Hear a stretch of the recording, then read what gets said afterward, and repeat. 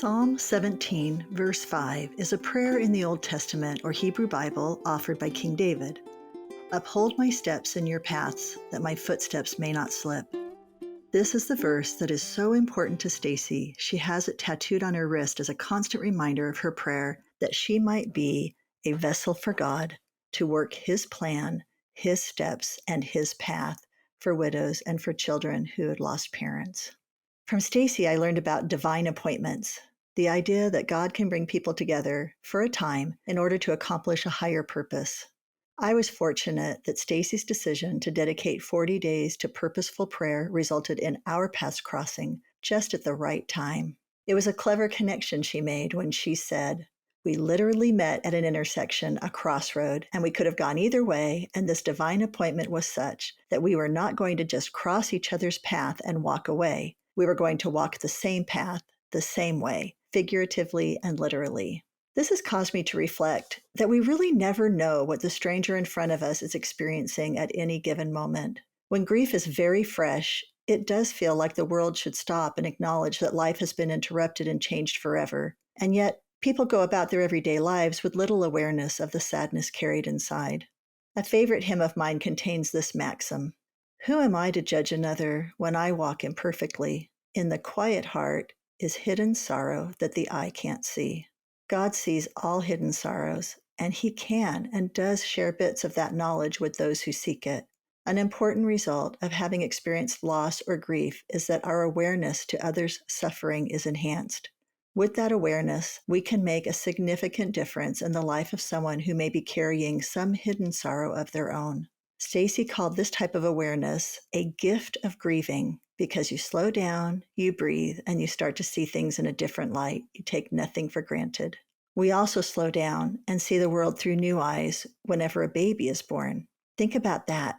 Perhaps it is because life itself is so precious, relationships so vital to our sense of what it means to be human, that we have a built-in natural override mechanism to slow us down long enough to grasp the magnificence of each individual life. Alan Alexander Milne's wonderful character, Winnie the Pooh, once said, "How lucky am I to have something that makes saying goodbye so hard." It takes a while to be able to look at loss through that lens, especially when the loss is recent or complicated. But I like where Stacey was going with the notion that you never get over it. You build new memories around that pain and new memories around that love and new memories around those old memories. I'm not sure how that would be possible without practicing the self-care Stacey talked about, of proper rest, exercise, and nutrition. Even that can take some time to get back into, so be careful. Think about that newborn baby. She's experienced a major event by just being born, and we know it's completely normal for her to take some time, months even, to acclimate to her situation. If you're not sleeping well, crying all the time, having trouble eating, or perhaps eating a little too much, be patient with yourself. You'll get back into the swing of things. I can't count how many meals I've eaten that were just a carton of ice cream and a spoon. I used to love to cook and made most of our meals from scratch, but without my sweetheart, cooking and even eating was just kind of a chore. I didn't like cooking for myself or eating alone. I remember my children were horrified one time when they visited me after their dad passed away. They saw that I had very little fresh food and a freezer full of frozen meals and ice cream. One way I got back on track was when I started inviting people over to my house and cooked for them. Weekends were especially tough, so I made a point to share at least one meal with someone. I stayed engaged with my parents, friends, my extended family. I also brought new people into my life, others who might also have been eating alone, and I still find tremendous satisfaction in sharing my table with them. I appreciate that Stacey put some emphasis on taking personal responsibility for her own self-care. It's important to accept help from friends and others, but ultimately, we are each responsible for our own well-being. That is absolutely achievable, however, with Christ as a partner. The connection with Christ, as Stacey pointed out, is what changes people and creates the environment in which miracles can happen. Ezra Taft Benson, a great man who served as the United States Secretary of Agriculture under President Dwight D. Eisenhower, and then later as an apostle and prophet in the Church of Jesus Christ of Latter-day Saints, made this profound observation at a speech made at Brigham Young University entitled Jesus Christ, Gifts and Expectations. Men and women who turn their lives over to God will find that He can make a lot more out of their lives than they can. He will deepen their joys, expand their vision, quicken their minds, strengthen their muscles, lift their spirits, multiply their blessings, increase their opportunities, comfort their souls, raise up friends, and pour out peace. Whoever will lose his life to God will find he has eternal life. I know this is true for me. It seems that as I accept God's sovereignty in my life, I feel more gratitude and I focus less on things I cannot change. I realize it can be difficult to surrender our will to God, especially when we feel like God is cruel to have taken away someone so precious. This is a normal response to very deep pain. Stacey brought up the concept of clean grieving, meaning that she was able to say goodbye without the burden of having any regrets, things left unsaid or undone. I appreciate that Stacey shared with us that in spite of this, she too had been angry at God for Lee's passing. But I'm also very grateful that she was able to share how she came to know God in a new way. Remember, she said, He is big enough for your anger, sorrow, and pain. Some of us have had a similar experience with clean grief, while for many of us, there can be quite a lot of unresolved pain associated with someone's passing.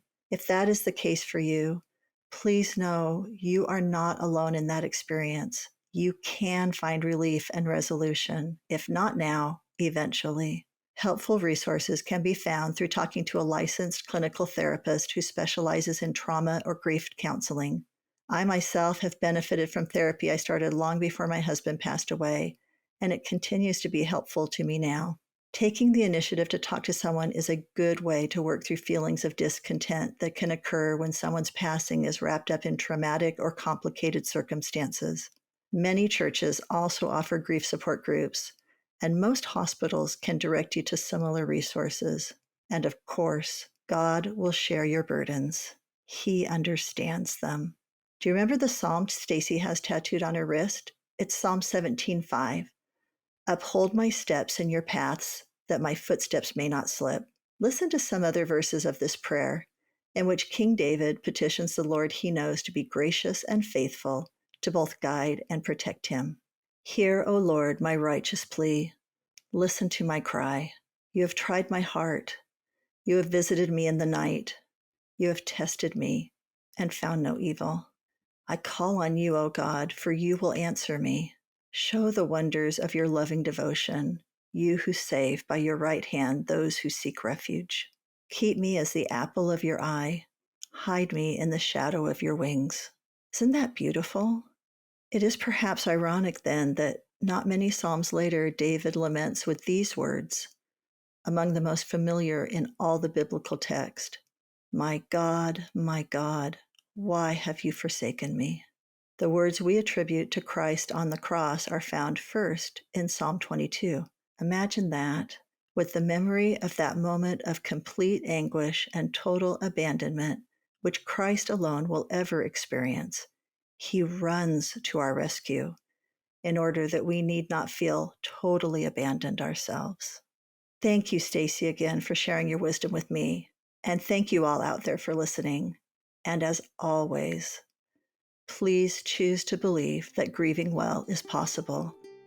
Collect for yourself spiritual drops of oil, and always practice extraordinary compassion toward yourself and others.